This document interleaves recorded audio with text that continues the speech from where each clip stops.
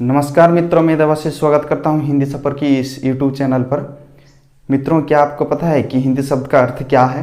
उत्पत्ति के बारे में क्या आपको पता है? नहीं पता तो आइए देखते हैं हिंदी शब्द की उत्पत्ति के बारे में। क्योंकि हम हिंदी पढ़ते हैं, लिखते हैं, बोलते हैं, परंतु हमें ये पता नहीं होता है कि ये जो हिंदी शब्द है कहाँ से बना है, इसकी उत्पत्ति कहाँ से हुई है और इसका अर्थ क्या है। आइए देखते हैं हिंदी शब्द की उत्पत्ति को। अगर हम देखेंगे, ये जो हिंदी शब्द है, हिंदी शब्द का संबंध संस्कृत के सिंधु शब्द से है। किससे संबंधित है? हिंदी शब्द संस्कृत के सिंधु शब्द से है। और संस्कृत भी कैसा संस्कृत है? ये वैदिक संस्कृत है। आप सभी को शायद पता होगा, संस्कृत के पहले दो रूप थे। पहला क्या है? वैदिक संस्कृत, जिसमें वेद वगैरह जो 4 वेद हैं हमारे, वो रचित किए गए हैं वैदिक संस्कृत में। और दूसरा जो रूप है वो लौकिक संस्कृत है। क्योंकि जो भाषा जो है वो हर वक्त समान नहीं रहता है, परिवर्तनशील है। जो भाषा जो है कठिन से सरल की ओर जाती है, ठीक है। तो उसी प्रकार ये जो हिंदी शब्द है, हिंदी शब्द का संबंध संस्कृत के सिंधु शब्द से देखते हैं, मानते हैं। फिर देखिए, ये सिंधु क्या है? सिंधु एक नदी का नाम है, आप सभी को पता है। सिंधु एक नदी का नाम है। फिर देखिए, ये जो सिंधु शब्द है ना, इससे क्या बनता है? यह शब्द ईरानी फारसी में जाकर हिंदू शब्द बन जाता है। ये जो सिंधु शब्द है, एक बात ध्यान दीजिए कि जो भारतवर्ष था, पहले भारतवर्ष था, भारतवर्ष में जब ईरानियों का प्रवेश होता है, जब ये ईरानी लोग आते हैं, ईरानियों का जब भारत में प्रवेश होता है, वो आते हैं और ये जो हमारा जो सिंधु नदी है, ये सिंधु नदी है, ये सिंधु नदी को ये सिंधु ना कहकर ये हिंदू कहते हैं। ये सिंधु नदी को सिंधु ना कहकर ये हिंदू कहते हैं। हिंदू पहले एक नदी का नाम होता था, परंतु वर्तमान एक जाति, एक धर्म विशेष से जुड़ गया है, रूढ़ हो गया है हिंदू। तो सिंधु से हिंदू कैसे बना, इसको देखते हैं। जो ईरानी लोग थे, इन्होंने क्या किया ना, स के जगह ह का प्रयोग किया और ध के जगह द का प्रयोग किया। क्योंकि उनके यहाँ महाप्राण ध्वनियाँ नहीं होती हैं। ईरानी फारसी भाषा में महाप्राण ध्वनियाँ नहीं होती हैं, इसीलिए इन्होंने क्या किया ना, सिंधु के स्थान, देखिए, स के स्थान पर इन्होंने ह का प्रयोग किया है और ध के स्थान पर इन्होंने द का प्रयोग किया है। उसी प्रकार ये सिंधु से ये इन्होंने हिंदू शब्द का निर्माण किया है। किसने किया है? ईरानियों ने किया है। क्योंकि पहले ये जो हिंदू था, ये धर्म विशेष या जाति विशेष से नहीं जुड़ा हुआ था, ये केवल एक नदी का नाम था जो कि सिंधु है, इंडस, उससे जुड़ा हुआ था। फिर देखिए, कालांतर में फिर सरल होते होते, फिर कालांतर में धीरे धीरे समय के अनुसार ये जो हिंदू शब्द था, ये सरल होते होते धीरे धीरे सरल होता है, कालांतर में सरल होता है। और इसमें जो हिंदू था ये परिवर्तित होता है, किसमें ना, हिंद में परिवर्तित होता है। हिंद में परिवर्तित होता है। पहले क्या था? सिंधु था की जगह वो ह लिखते हैं और ध के जगह वो द लिखते हैं। क्योंकि उनके यहाँ महाप्राण ध्वनियाँ नहीं होती हैं। हम कहेंगे असुर, वो कहेंगे अहुर, वो दंतेश्वर की जगह ह का प्रयोग करते हैं। हम कहेंगे सप्ताह, वो कहेंगे हफ्ताह। इसी के कारण जो सिंधु था वो हिंदू बन गया है। फिर देखिए, फिर सरल होते होते ये जो हिंदू शब्द है, सरल होते होते हिंद बन गया। और हिंद का अर्थ क्या था? जिसका अर्थ सिंध प्रदेश था। जिसका अर्थ क्या था ना, सिंध प्रदेश था। फिर आगे बढ़ते हैं धीरे धीरे। देखिए, धीरे धीरे ये जो हिंद है, धीरे धीरे जो ये हिंद शब्द है, ये भारत का वाचक बन गया। क्यों वाचक बन गया? जो ईरानी लोग थे, ये पहले आए, जो सिंधु नदी था उसको इन्होंने क्या नाम दिया ना, हिंदू नाम दिया। और धीरे धीरे ये उत्तर भारत से धीरे धीरे भारत के सभी भूभाग से परिचित होते गए, सभी भूभाग से परिचित होते गए। और धीरे धीरे क्या हुआ ना, जो हिंद शब्द है भारत का वाचक बन गया। वाचक यानी आप नाम कह सकते हो, संज्ञा कह सकते हो, धीरे धीरे वाचक बन गया, ठीक है। उसके बाद क्या होता है? देखिए, इसमें ईरानी का इक प्रत्यय जुड़ा। ये जो शब्द था, हिंद शब्द था, इसमें ईरानी का इक प्रत्यय जुड़ता है। हिंदी में छोटी ई होता है, संस्कृत में भी छोटी ई होता है, परंतु जो ईरानी में है इक प्रत्यय जो है, इसमें बड़ी का प्रयोग किया जाता है। तो इसमें ये जो हिंद शब्द था, इसमें इक प्रत्यय का प्रयोग होने के कारण, योग होने के कारण, जुड़ने के कारण हिंद से हिंदिक शब्द का निर्माण होता है। हिंद से हिंदिक शब्द का निर्माण होता है और जिसका अर्थ क्या है ना हिंद का। हिंदिक का अर्थ क्या है ना हिंद का। जैसे कि हम कहते हैं भारत का, पाकिस्तान का, बांग्लादेश का, उसी प्रकार हिंदिक का अर्थ क्या है ना हिंद का था। फिर देखते हैं आगे क्या है।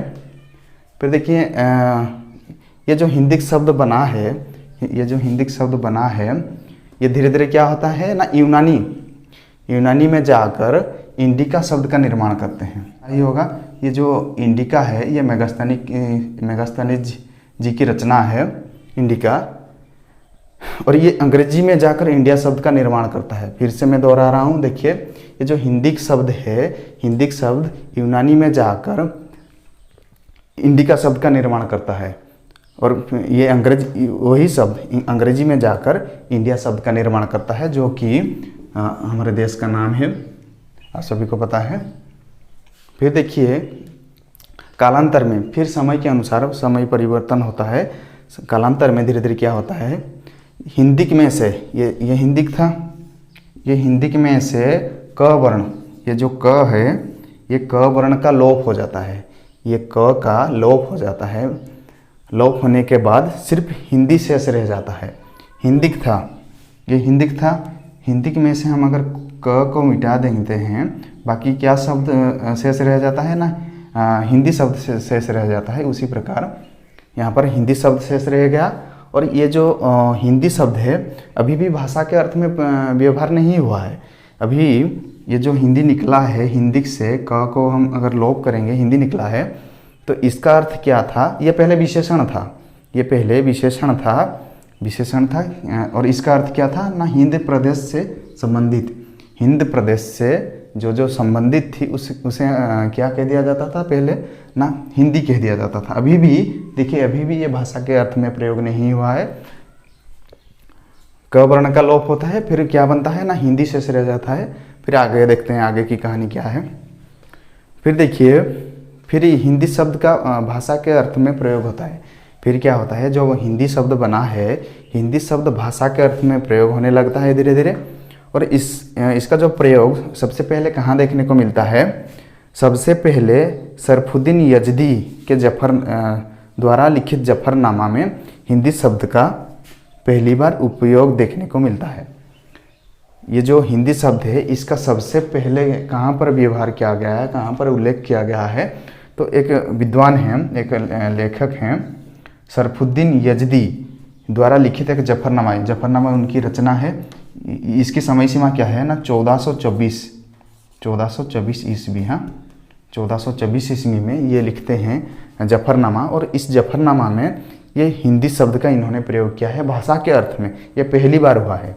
मतलब देखिए, हिंदी शब्द का भाषा के अर्थ में प्रयोग कब हुआ था ना 1424 ईस्वी में। ठीक है, मैं फिर से बता रहा हूँ। ठीक है, देखिए हिंदी शब्द का संबंध किससे है, संस्कृत के सिंधु शब्द से है, और ये सिंधु एक नदी का नाम था, और ये ईरानियों ने सिंधु को सिंधु ना कहकर हिंदू कहा, क्योंकि वहाँ पर उनके यहाँ महाप्राण ध्वनियाँ नहीं आती हैं। वो से के जगह ह लिखते हैं, ध के जगह द लिखते हैं, उसी के कारण ये बना।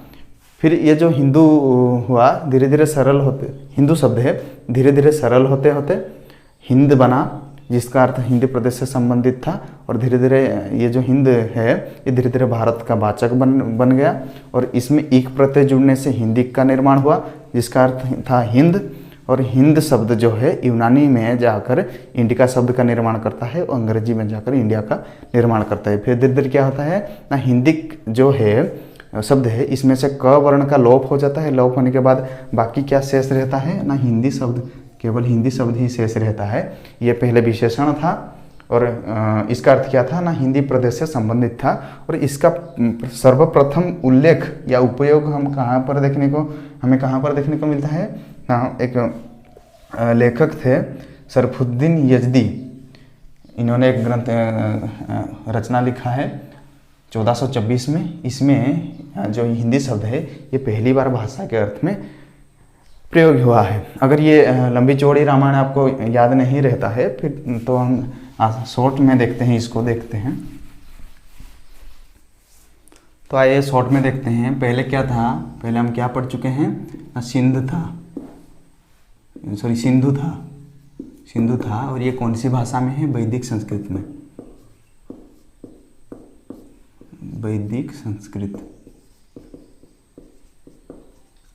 पहले क्या है ना, वैदिक संस्कृत में है। फिर सिंधु से सिंध बना, सिंधु से सिंध बनता है। और ये कौन सी भाषा में, लौकिक संस्कृत में, लौकिक संस्कृत में बनता है। फिर क्या होता है ना, ईरानी लोग जब भारत में आते हैं तो ईरानी या फारसी में जाकर ये क्या बनता है, ईरानी या फारसी में जाकर ये पहले सिंधु था, फिर लौकिक वैदिक संस्कृत में सिंधु था, लौकिक संस्कृत में सिंध है, और ईरानी फारसी में जाकर क्या बनता है, हिंदू बनता है। हिंदू शब्द का निर्माण करता है, ये हिंदू शब्द का निर्माण करता है। और ये पहले केवल एक नदी का नाम था, पहले ये एक नदी का नाम था, पहले एक नदी का नाम हुआ करता था। परंतु वर्तमान के समय के अनुसार ये एक धर्म विशेष से जुड़ गया है। पहले के ज़माने में ऐसा नहीं था, इसका अर्थ अलग था, सिर्फ एक नदी था। फिर कालांतर में क्या होता है, जो हिंदू था फिर से ये फारसी भाषा में, फारसी में समय के साथ सरल होते होते ये हिंदू से हिंद बनता है, हिंदू से हिंद बनता है, हिंदू से क्या बनता है, हिंद बनता है। फिर उसके बाद फिर फारसी में इस जो हिंद है इसमें एक प्रत्यय जुड़ जाता है, एक ईरानी का एक प्रत्यय जुड़ जाता है, ईरानी का एक प्रत्यय जुड़ जाता है। और क्या शब्द बनता है ना, हिंदिक शब्द बनता है, हिंदिक शब्द का निर्माण होता है। और कालांतर में क्या होता है ना, ये जो क वर्ण है इसका लोप हो जाता है। और लोप होने के कारण सिर्फ कौन सा शब्द शेष रह जाता है, ये भी फारसी का था। कौन सा शब्द शेष रहता है ना, हिंदी शब्द शेष रहता है। और पहले ये एक विशेषण था, हिंदी जो शब्द है ये एक विशेषण था, जिसका अर्थ हिंदी प्रदेश से संबंधित था। अभी इसका अर्थ क्या है, हिंद प्रदेश से संबंधित, अभी भी ये भाषा के क्षेत्र में या भाषा के अर्थ में ये प्रयोग नहीं हुआ है। पहली बार इसका प्रयोग हम लोग देख चुके हैं कि शरफुद्दीन यजदी के जफरनामा जो कि 1424 में लिखा गया है, उसमें हिंदी शब्द का पहली बार हमें व्यवहार देखने को मिलता है। इसका उपयोग वो किए हैं उसमें। पिछले वीडियो में आपने मुझे बहुत सारा प्यार दिया है, ढेर सारा सपोर्ट किया है, बहुत सारा प्यार दिया है, जिसके लिए मैं आप लोगों का आभारी हूँ। उम्मीद करता हूँ कि इस प्रकार का जो सहयोग है, सपोर्ट है, आप निरंतर करते रहेंगे, ये मेरा उम्मीद है। और आज के लिए इतना ही, नमस्कार।